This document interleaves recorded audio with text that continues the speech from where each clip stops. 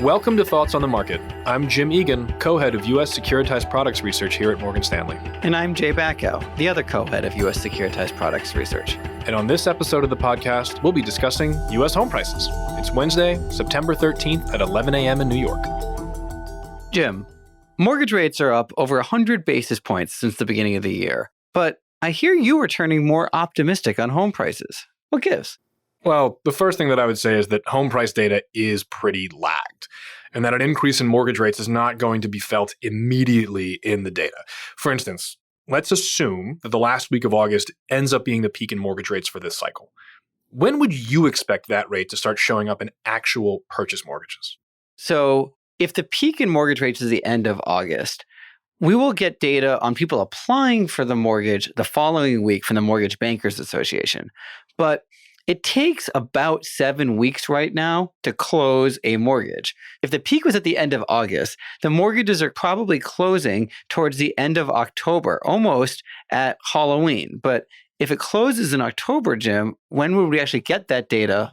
Right. The home price data is even more lagged than that. The Case-Shiller prints that we forecast and that we've talked about on this podcast, those come out with a 2-month delay. So those October sales we're not going to see until December. Again, for instance, the print we just got at the end of August, that was for home prices in June.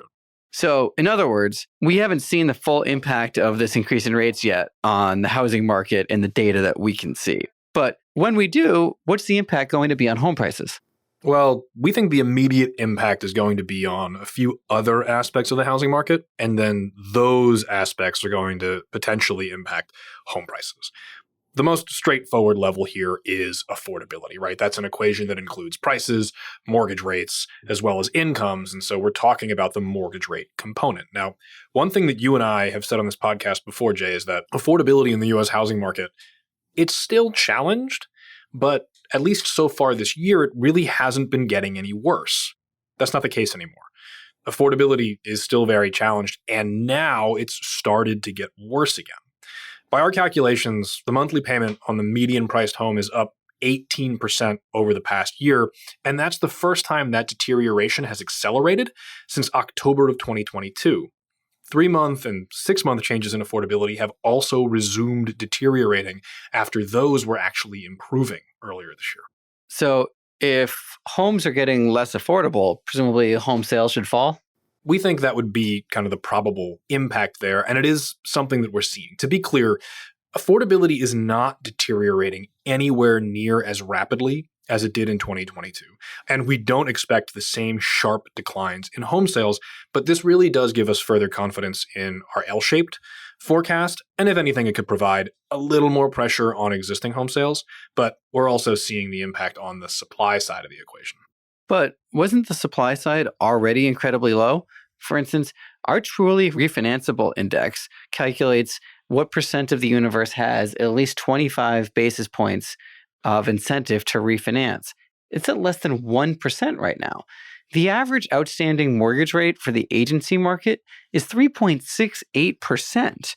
Are we really expecting the supply to fall further? So that wasn't part of our original forecast, and we had been seeing existing inventories really start to climb off of recorded lows. For context, our data there goes back about 40 years, but that's taken an abrupt about-face in recent months.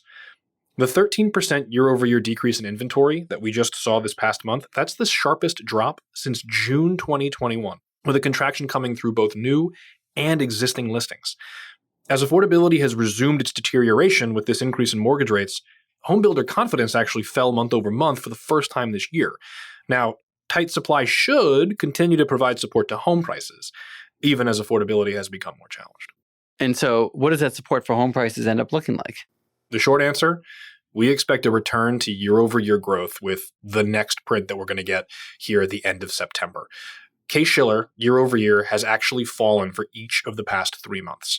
We think that ends now. We have a forecast of plus 0.7% year over year with the print that's just about to come out.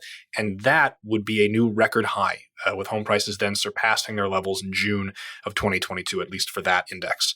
Our base case forecast for year-end has been 0% growth, with our bull case at plus 5%. The evolution of the inputs since particularly the supply point here continues to be tighter than what was already pretty tepid expectations on our part. That has us expecting HPA to finish the year between these two levels, that base case and that bull case level. All right, Jim, it's always great talking to you. Great talking to you too, Jay. And thank you for listening. If you enjoy Thoughts in the Market, please leave us a review on the Apple Podcast app and share the podcast with a friend or colleague today. The preceding content is informational only and based on information available when created. It is not an offer or solicitation, nor is it tax or legal advice. It does not consider your financial circumstances and objectives and may not be suitable for you.